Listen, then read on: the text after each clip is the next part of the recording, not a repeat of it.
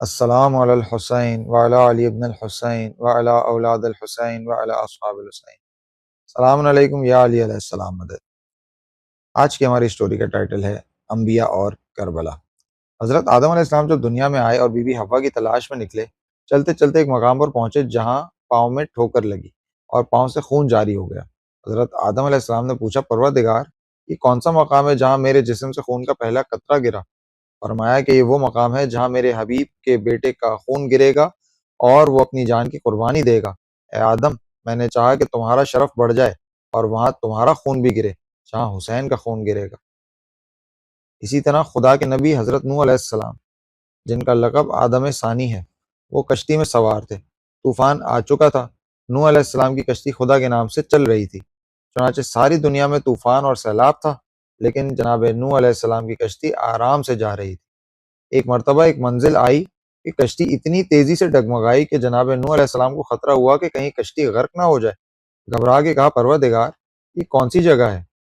کہا کہ اے نوح، تمہاری کشتی کے عین نیچے کربلا کے میدان کا وہ حصہ ہے کہ جہاں حسین اپنی جان کو قربان کرے گا۔ میں نے چاہا نوح، تم بھی اس زمین کربلا پر کسی مصیبت کو برداشت کرو تاکہ حسین کے ساتھیوں میں شامل ہو جاؤ۔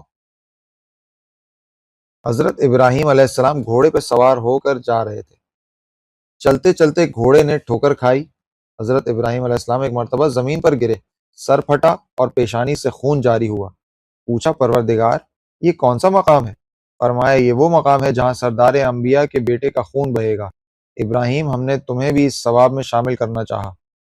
حضرت موسیٰ علیہ السلام اپنے وصی یوشع بن نون کے ساتھ چلے جا رہے تھے۔ چلتے چلتے ایک مرتبہ نالین کا بند ٹوٹا، پاؤں زخمی ہوا، خون جاری ہوا۔ کہا، پروردگار، یہ کون سا مقام ہے؟ فرمایا، یہ وہ کربلا ہے جہاں حسین کا خون بہنے والا ہے۔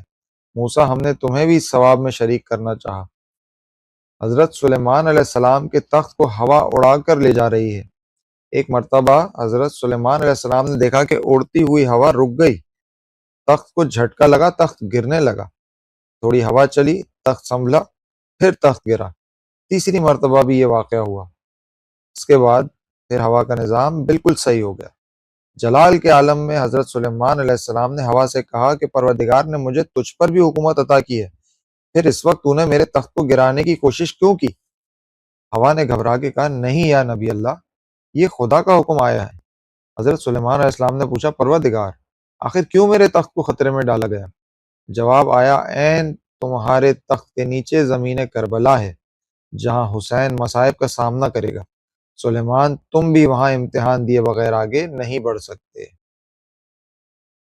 حضرت اسماعیل علیہ السلام کے بہت سارے جانور تھے۔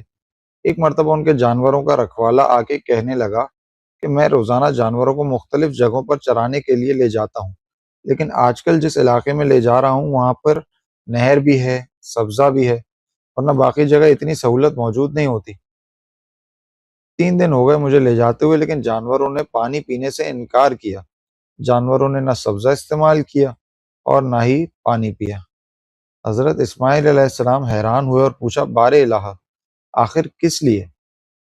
کہا کہ جس سرزمین پر رسول صلی اللہ علیہ وآلہ وسلم کا نواسہ 3 دن بھوکا اور پیاسا رہے، جانور وہاں پہ کبھی پانی نہیں پی سکتا، نہ چارہ کھا سکتا ہے، اس لیے کہ اسماعیل، خدا تمہیں بھی اس اجر میں شریک کرنا چاہتا ہے۔ بر محمد و آل محمد صلوات۔